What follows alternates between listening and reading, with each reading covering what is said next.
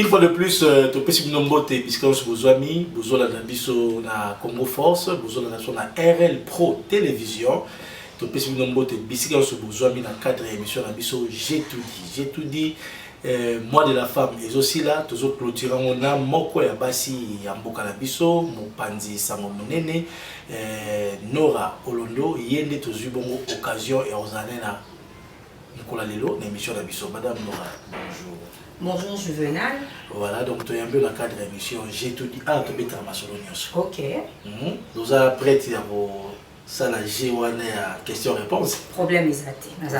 Voilà, donc pour la d'entrée des jeunes, tu peux savoir que Azali Mopandi Sango, Madame Nora, soit trouvé un parcours dans la cadre à la presse. Ok. Parcours Nangai, je venais à la présenter déjà comme on a Nora Olondo. Bato ba ebinga mingi pe babinga nga mamino.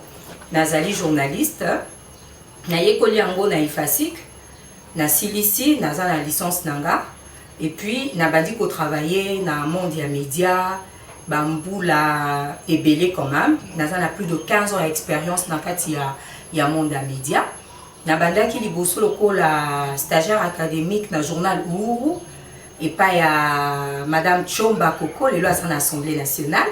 Nazala ki stagiaire kuna et si kana yekola ki ABC ya musala oyo kokoma ezala ki journal moko to ba presse écrite. Dès qu'on a école qui kokoma et tout ça na école musala. Si mana yango na école kende na chaîne de télévision Antenne A pour poursuivre parcours nanga na école comme Antenne A le la stagiaire professionnelle na sali stage nanga tant on la silisi ba pour retenir ngai kuna salaka ba émission. Kuna salaka ba émission na bandaki na ba matinale parce qu'il fallait qu'on mette ça dans la caméra. Il fallait que ça na téléspectateurs, que ça na technique, na bilo konyoso, nazala ki ko sala télé matin na Antenne A, to tamboli na télé matin ti to komi nango na biso na bino, simana yango na eko kende na rédaction. Quand on a eko zo affectation na rédaction, nazala ki journaliste reporter na kati ya rédaction na yekola ki na ser makolo ya bakunzilanga, ko ma papier, ko kende reportage, ko kitana terrain, ko sala ba interview. Et puis, na eko fandi samusala. Si mana yango, na eko comme présentatrice, parce que nazali déjà pour présenter l'émission, après na eko comme présentatrice, il y a journal télévisé. Nazali ko ça la journal télévisé à Tongo, nazali ko ça l'édition est à 7h, il y a 10h, il y a 12h. Et puis, wanande na police qui musala nangai. Et puis, nazali ko continuer ko ça l'émission nanga matinale de temps en temps, ceux qui invités à Zali, tous ceux invités, tous ceux thèmes, tout ça et tout ça. Quand nazala qui l'antenne a nazala qui libaku malamu, il y a beaucoup de talana Christian Lusako le patron ya Radio Tokongo et à recruter kinga, dans à recruter ngai, il fallait na sala pe na radio. Comme na musala na biso et permettre à biso te ko sala na bisika mi balé na Congo moko, na kendaki na Radio Tokongo na pseudonyme. Alors, na ba Congo na sala nango ba pesanga, naza Nora mais naza pe Sandra. Naza Olondo mais naza pe Kadima. Nde na kedaki na top Congo na pseudonyme wana Sandra Kadima. Juve na osekisayo. Ezalaki na 18h fallait na sala bulletin et information. À chaque fois nazai ko sala ngo, mais nazai ko combiner na tongo na TV, na sali journal na nga tongo na CDC na midi na lungwe, na ye pa nga na lié na se changer na ki radio. Ko komona bato ba mesana ina mongongo na nga, soki na poko bayoki na radio. Ngo moka lokola Nora mais kombo eza ya bati na kosala boye na sisi pe journal nanga na silisi na fandi omona ba téléphone banzule ato ki mwa mosi poko na radio lokola nga bien nga pe bato bazo benga nga parce que fallait na protéger pe musala nanga bato pe bazo benga nga et tout ça nazo yebate mwa moso mongongo lokola nga na batela ki pe poste nanga na radio batela qui peut poster la Christian Ebaki oui ayebaki parce que Christian nous sapwe no tobeka ka 01 na PC mbote ye ayebaki nga nazai kosala na télévision mais nazoya na radio ezaki penza compatible parce que c'était pas une télé comme ezalaki na ngoka ka radio eza mongongo nazai komona na tende azwaki nga asepela pe na musala nanga et puis na yekola ki pe mingi tant na kendaki radio dans l'autre temps parce que musala na biso journalisme juvénal oyebi que et menaka na nyonso ayemenaka na nyonso ntango nazalaki kokende pe télévision kaka Antenne A mindele moko babengaki nga mpona sala na bango na société na bango na ya komatisela bango marketing parce que visage nanga ezalaki ya koyebana alors bazwaki nga lokola conseillère na société moko ya immigration na otanga te pour la publicité mais na sala qui peut la conseillère en même temps na sala qui peut agent marketeur na bango pour la bango va marcher et tout ça expérience nanga na monde ya média tokoki na kosuka wana yango wana na salaki. Non mais écoute c'est formidable et les Cambongo pour comprendre bien ce qui est assilicité. Il y a que nous avons découvrir tout au long de l'émission, mais de manière professionnelle. Parce qu'il faut le dire, mais métier de journalisme, beauté, terrain, c'est difficile. Et ça passe. Ouais. Pour moi, si, de manière générale, nous sommes surtout à Kosala, eux, pour Mémé Libanda, eux, pour Bimisei, à Katanda, ils a passé. À ta côté, ils a passé. Mais il faut poser la moto, poser déjà un caractère. Et l'inkoloba, moto aïe belo palingi et c'est parce que nous ça la musala. Moto yo azali d'abord yé mon commis paie sa respect et puis moto azali pour exiger na bateau au baza en face na yé respect. Au moni télévision et expose à Kabiso.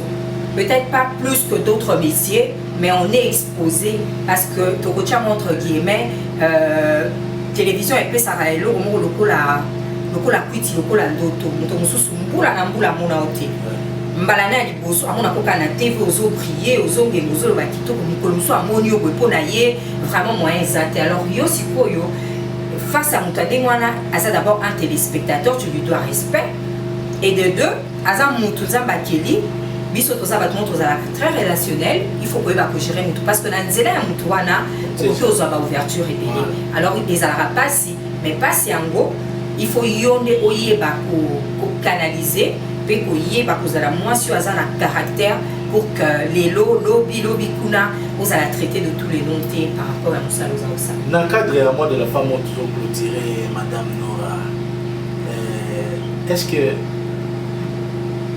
Kokoso les amis na rencontre politique to en général na batu nyonso yo ba ça la peine na service là.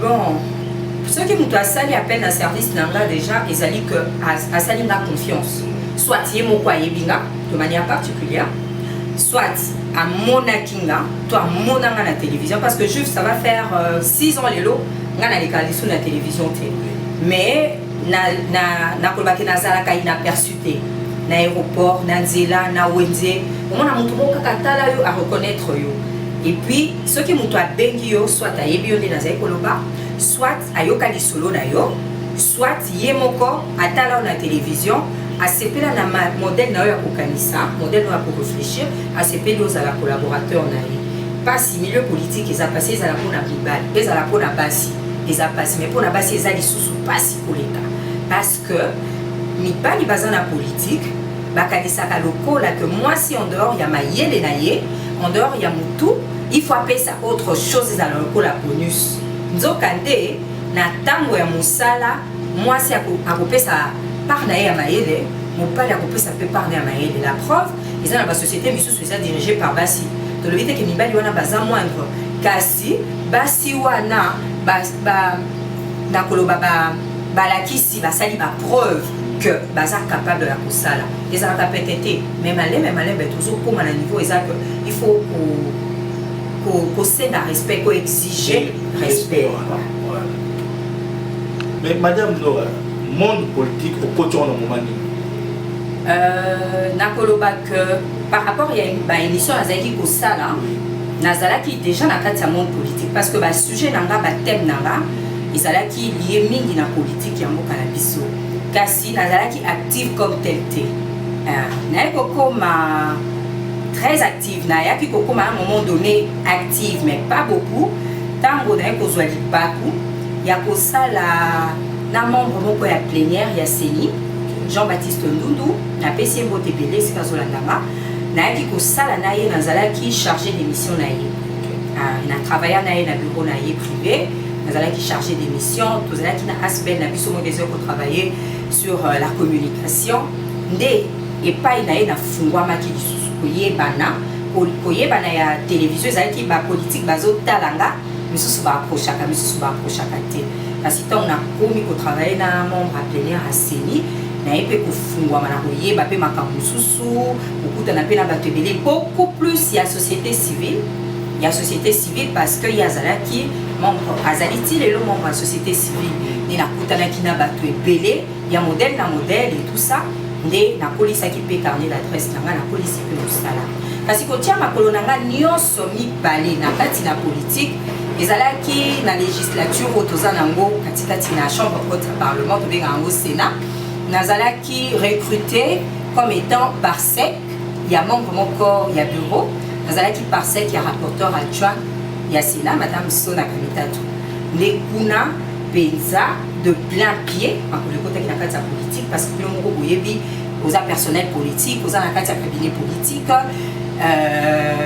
aux directeurs comme directement membres il y a parti na bino et tout ça l'activité et tout ça ndé na kati wana ndé na koma qui peut en contact na batepele parce qu'il fallait quoi accompagner pour les rendez-vous pour répondre à certaines invitations na sens wana ndé na yaki kukuta na pe na ba politique epele de tout bord et tout ça qui nous sala na ndenge ngobani une autre expérience hein? Oui, une autre expérience elle était plus différente parce que là aux apenza na kati wana penza makolo non se mi baleza na kati talaka Sénat et moko boké assemblée nationale et moko boké la présidence et moko boké na ba institution nyonso et c'est moko dezo cha makolo et sika yo sala tant musu yo komi avant pour préparer simaya et tant musu yo bongi ce qui rendez-vous pour continuer quoi yé oyambi biloko moko ka genre wana ndé ekoti ça qui biso efantisi biso mais donc en passant par madame s'il vous plaît pour batoa la biso bazo yoka nasi ba jusqu'au bout ya likambango mais dis-nous un peu moi 2-3 tâches ya par sec les aranines na terme la biso na Congo na Kinshasa tombé en gros par sec secrétaire particulier na ndenge mokili évolué nazaki assistante mais cause à l'assistante neti aza sénatrice assistante neti assistant parlementaire différence les alliés parce que aza assistant donc aux alliés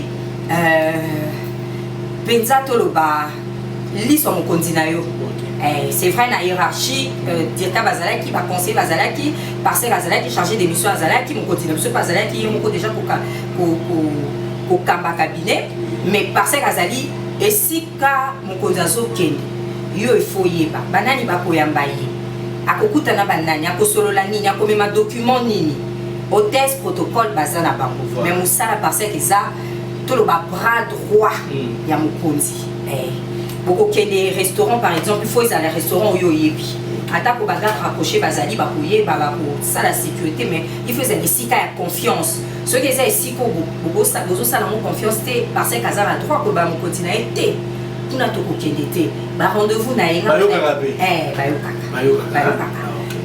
ba rendez-vous na yenga nazali ko tenir agenda na ye ngam nazali ko tenir yango na yebi que ceux qui a eu rendez-vous à couper nganga epsinga ceux qui ezaki naza ko assister na audience wana ngana komi la veille na rappelé lobby tokokende boy tokozonga boy tokosala boy ceux qui nazaki programme na été ye moko na tongo ou bien na tout déjà epsinga nora lobby na tongo tokozala rendez-vous esika boy tokokende boy tokosala boy ok musala ya assistant ya mwana ça veut dire ozo gérer makambo ebele parce que ceux qui peut poser na ba lien kitoko ya makasi na mokonzi na yo okomiti na ndako parce que nous comme sous pour la qui n'attend le kende bureau badi na kuna otali makambo ndako est-ce que tozana ba pour ça kosala est-ce que tozana ba rendez-vous aussi ici oye musala musu comme sous pe aussi musala boké disu ndako ba dossier musu aussi di sarate boké aussi ici ba dossier vraiment aux ali bras droit parce que azali le boko mosusu liso mosusu en dehors ya ba garde rapproché ba soda aux ali liso pe le boko ya mokonzi donc yo lali oh là la race y a là tant il y a silisi à libérer yo alors non ekoki lobby OK ce qui est dans le lobby te yo zakara wana parce que beaucoup of fan des politiques na tongo donne les amis mususu na midi mususu na poko pe mususu il faut za la wana alors biso comme dozala ki ba tout équipe même chose qui vraiment makasi soit équipe d'avance ngai moko funa za la wana na yiba moko dilanga ko ya tel endroit ko na tel ba carte de visite en bazo pesa ngam tunaza ko soit donc tout ça tozo gérer naie les alaki ça ne t'appartient plus en ce moment là. Non pas du tout. Il y a des métiers où quand tu entres dedans, tu n'es plus toi. Tu n'as presque plus de vie. Mais en moussa la soro dinga moussa la malam parce que ils ont un avantage. Et ça demande beaucoup d'humilité. Beaucoup d'humilité. Oui, il faut ça la mutaobi qui ça, il faut ça la mutokoyo, il faut ça la mutokotosa. Parce que moi, je me considère à la tempérament là, à cause de la mutumo quand on soit acidique. kaka et puis il faut tant aux alana aux étudier même comme souper au coco télé pe conseil au fandi pe quoi là c'est une miniature c'était boutique après le bien monsieur pourquoi je savais petit non dis-moi pour expliquer à comprendre parce que ça bat mon stress qui beaucoup des alana ah ba benga kuna ba benga ah ba senga ah ba stressé politique auto ba benda yo et tout ça alors que bon mara azala mutu mo azala peser quoi azala peser l'équipe ne ba tout mio sauf azala mituki. Mais entre-temps, tout le monde peut voir un peu par la poste de sous-soi. Est-ce qu'il y a eu des raisons particulières, ou des propositions, ou préférez, ou peut s'avancer une opportunité bassale? Bon, et comme ça, parce que dans la vie, Vinabiso, dans le bango, nos choix gouvernent notre vie. Bilo kotozo pona, des opé sabiso dira tozo landa. Sobozo sala déjà. Et si qu'on fait aussi au mécénie, c'est vrai que tant que ce qui va poser dans l'union sortie, moi aussi au mécénie, vous voyez, on traîne à la sortie. Vous voyez que les enfants disent, l'obé est à la bonne, l'obé alors ce qu'on a opportunité, nous aussi parce que nous avons un principe qu'on a vu dans la stabilité. Il y a une carrière, il y a TV dans le mouvement, dans la antenne. Na kenda ailleurs na zo ba proposition ba télé monsieur ezaki zo fungula ba beninga ba changa déjà na lobité ba beninga ba changa directrice d'information na lobité parce que na linga ka stabilité alors ce qui musala mususuye opportunité mususuye et que ekoya konjambe likolo ya musalo na sala ba déjà na pesa ngo ba ninga ako fungula moninga na sinon quelle place ko na kombo nanga ba pe na ko lobana bango. Puis après, au monde, on n'a pas eu ça étonne plus d'un chacun, c'est pas tout le monde. Parce que nous avons déjà politique, nous avons déjà la carte politique. Parce que nous avons été un regroupement tel, et puis nous avons politique et c'est la stabilité. L'une des caractéristiques qu'il y a en politique, selon nous avons poste de commandement, mais la loyauté n'a pas dit foutaka. Loyauté foutaka. Par exemple, les gens belé, tout côté va nous raté, mais loyauté n'a pas de politique et foutaka. Ce que vous avez dit, vous avez dit, vous avez dit, ce que vous avez dit, vous avez dit, le bicopé bandi. Donc, je pense que la loyauté est l'un de mes principes et n'a mis fin d'Issavanango pour que nous ayons la paix stable dans le social. Non, Olondo, bozola nae moi si maïele, puis surtout fréquente akaye, to yebi moi muke donc to yebi kaza moi si maïele et bozo sentir makambozo lo baisa masolo o e fandi ça la sous-bassement. Elle dit pas des choses en l'air. Mais dis-moi parce que passage dans la souka politique au pays, j'ai même ambition dans la vie. Tu regardes la vie autrement maintenant? Oui. Ouais. Parce que aux hommes ceux qui ont une ambition t'es passé. Parce que net aux a la capacité biso motomi e baka ceux qui ont commis ebité baninga ba ko découvrir yo ba ko episa yo ko za na ambition de mesurer tes face na bato ba bengo na musala mais ekoki pe ko empêcher oté que pe muto a bengo na musala pesi apesi musala amona que atange pai na yo mayelo ezaki yeba ko propulser deux hommes na likambo ezalaka mon condiment basala rasoute mais aza mentor abimisa bana na epelé. Il y a mis fin d'ici, les loyaux, azobi quand même ceux qui ont salaté. C'est dans ce sens-là, on a posé une ambition. Ceux qui nous ont appelé si ils ma coquille, pour postuler pose un problème. Parce qu'à un certain niveau, il y a vote dans le cannabis au bon quartier. On appelle si honorable Christelle Voangambo Tébélé, parce que à ça exemple, il y a détermination quand c'est dans le musala et le journalisme et puis dans la politique. Baza est belé, on appelle Christelle parce que Azali la plus récente quoi. Baza est belé, Bayan a besoin Baza est belé. Si tous en basolon je crois les bazo ko taper mouké malé mais ça veut dire que ceux qui ont la ambition, ceux qui ont moko, aux en maël à mutu, au moni ango te batu pembe ni bakomona et qu'on a appelé la mutu mo ta roya le bi, ma yelo zanango, nga il faut na propulser. Nga il faut na zoyo na memayo na tombola yo. Attention pour se limiter si comme maboko na ekusuka.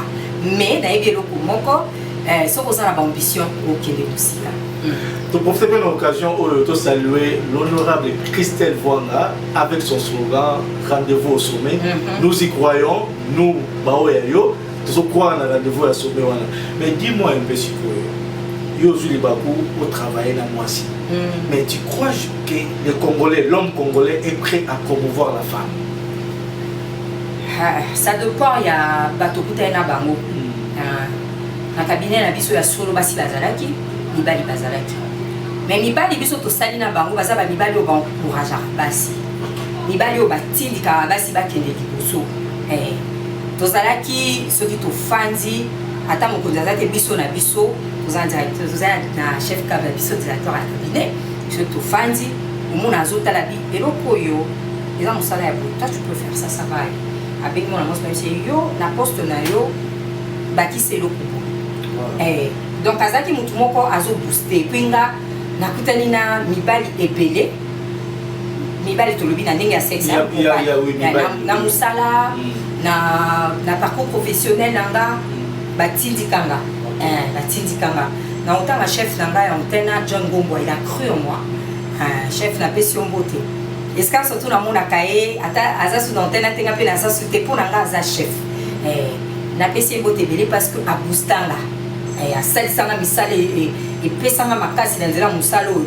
efandisa inga pe na musala nanga na pesi mbote belé ma booster eza na batu misusu atali oka koza maele ya sepeli abe maele oza na ngopa nosuka na licence si anga bakasa milai wana na sina zio na koka koza bité au faut ça la doctorat il faut ça la DEA ndena kenaki komi komisa nazongi na université nanga na efasi na mi komisi pona sala DEA nanga 3e cycle pona obtenir diplôme nanga ya études spéciales donc yango wana étude DEA ezali diplôme d'études approfondies mais ngango PDS diplôme d'études spéciales na kosala ngo 2 ans et puis sima nango na ko décider sur comme professeur ou bien na kosuka nanga kaka boy mais bato batindikanga penza mingi baza bana mibali. Mais là, façon Zoloba, c'est comme si tu crois hein, à l'avenir du Congo. Pourtant, récemment, même pour la composition gouvernement, 30% réservé à la femme ils sont cocatés.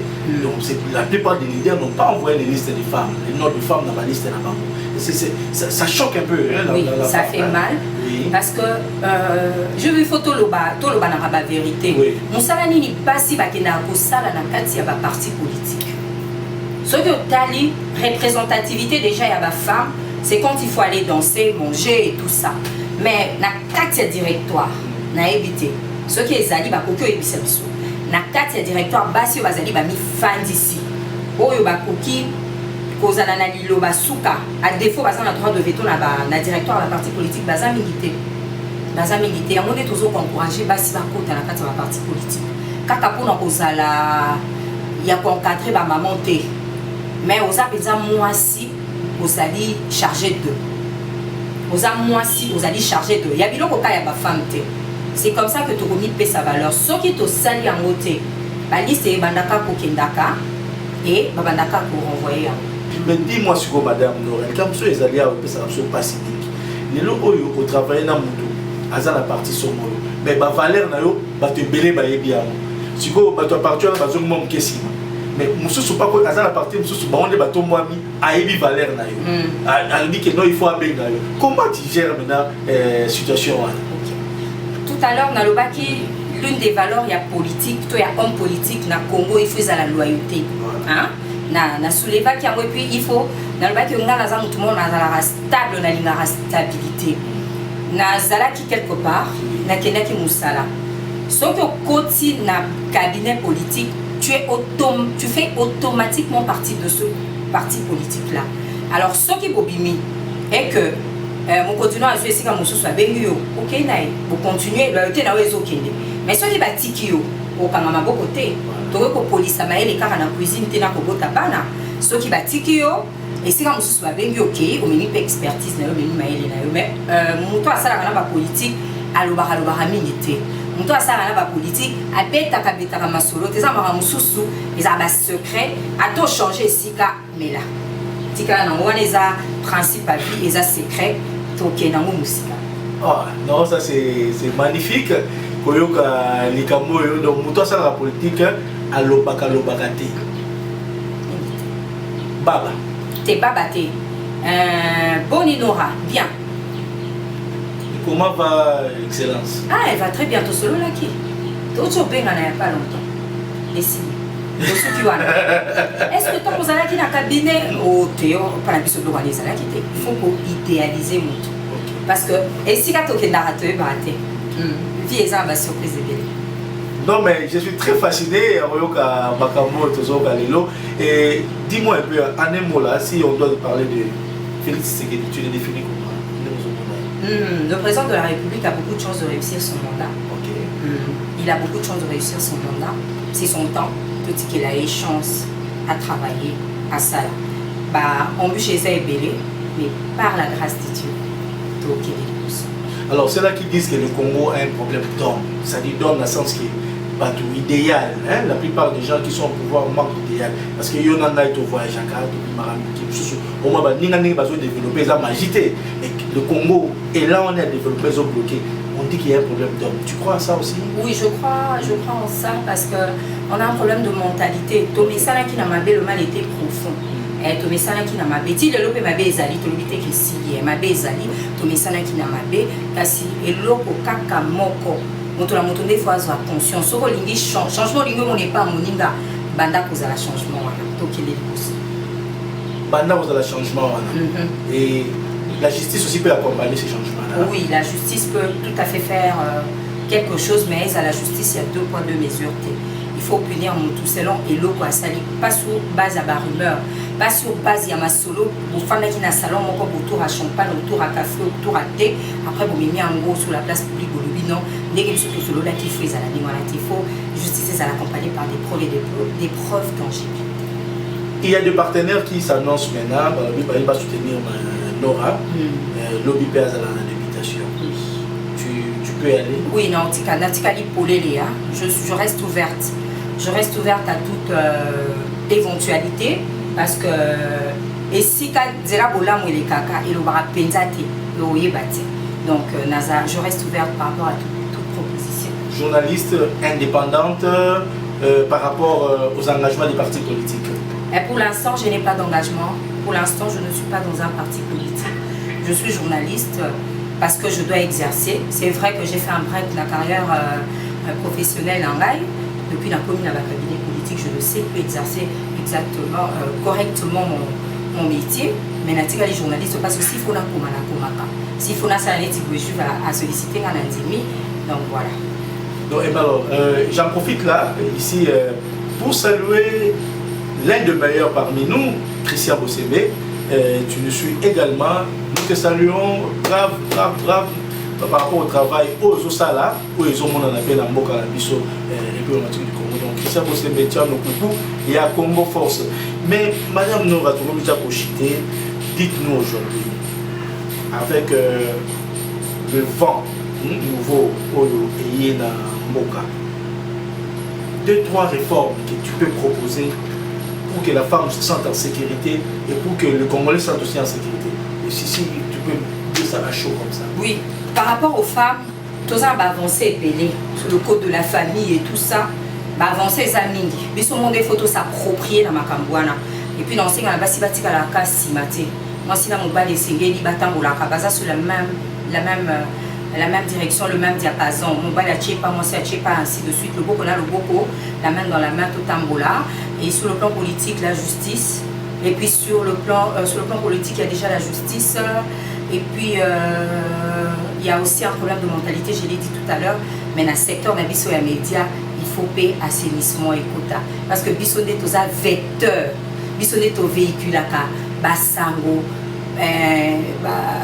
nouvelle et tout. Il faut que ce soit un modèle. Il faut que ce soit un sango. Oh, ils sont solo, ils sont vérifiables. Alors aujourd'hui, il y a un mot qui est la mine à niveau de la presse, tu le soulèves. Qu'est-ce que tu penses de tous ces acteurs politiques-là, dans le cabinet, journalistes attachés de presse? On voit rarement les journalistes conseillers en communication. On en parle, attachés de presse, licenciés, docteurs. Attaché des personnes, au moins les juristes et au moins le conseiller juridique. D'abord, il faut y avoir une structure et si est-ce que poste est attaché de est-ce que poste est conseiller en communication ok. Est-ce que poste est à Charcom chargé de communication donc conseiller en communication est-ce qu'ils allaient ceux qui allaient ceux que ça journaliste ok tu t'imposes tu dis non gagner la yebo na comme attaché na yebo et puis mon continent puis il faut aller mais ceux qui comité na cabinet moko pour ceux qui ont attaché de presse, pour ça, il a dit cabinet, il va nous attaché de presse. Parce que nous avons un cabinet, on va Charcom Bazali.